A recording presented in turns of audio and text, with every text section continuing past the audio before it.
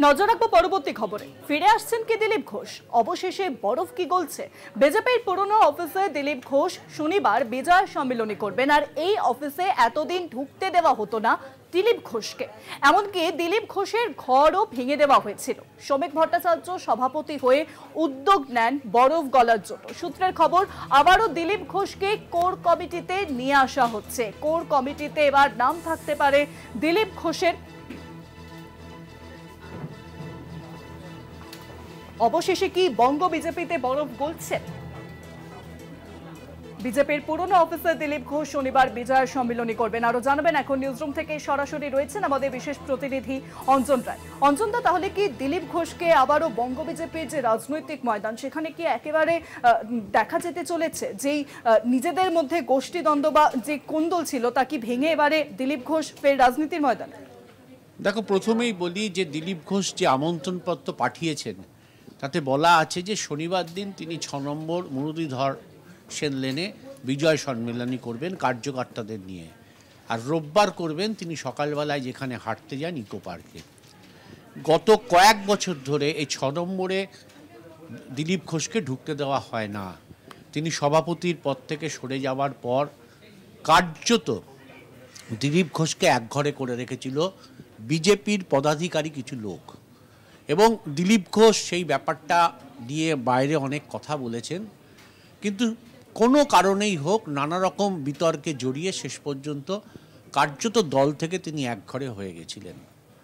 সেই দিলীপ ঘোষকে দলে ফিরিয়ে আনার জন্য শ্রমিক মোর্চার সভাপতির দায়িত্ব নিয়ে কার্যত চেষ্টা শুরু করেন। সল্টলেকের পার্টি অফিসে তিনি দিলীপ ঘোষকে ডেকে পাঠান, কথা বলেন, এবং তারপর দেখা যায় যে দিলীপ ঘোষ ছোট ছোট বিভিন্ন জায়গায় দলীয় কর্মসূচিতে অংশগ্রহণ করছেন, এবং বিশেষ করে তিনি কনসেন্ট্রেট করছেন পশ্চিম মেদিনীপুরের শহরে আমরা দেখতে পাই।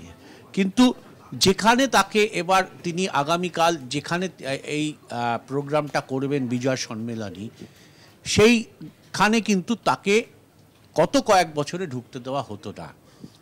সেই দিলীপ ঘোষ যিনি রাজ্য সভাপতি ছিলেন, যে সভাপতির আমলে ৭৭টা বিধায়ক 18টা লোকসভার সিট বিজেপি পেয়েছিল, ফলে দিলীপ ঘোষও এড়িয়ে যাচ্ছিলেন।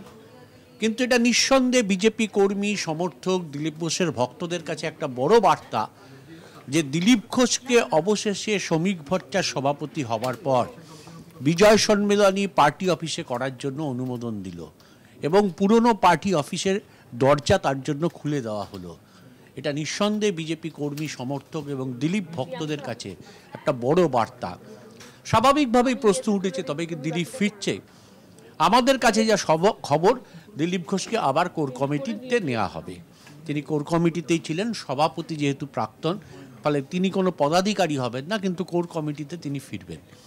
এবং কোর কমিটিতে ফেরার প্রথম ইঙ্গিত দিলীপ ঘোষের উদ্যোগে যে বিজয় সম্মেলনী হচ্ছে, সেই সম্মেলনী হবে 6 নম্বর মুরলীধর সেন লেনের বিজেপির পুরনো পার্টি অফিসে, এবং তার জন্য প্রয়োজনীয় অনুমোদনও মিলেছে। এটাই বিজেপি কর্মী, সমর্থক এবং দিলীপ ঘোষ ভক্তদের কাছে নিঃসন্দেহে বড় বার্তা।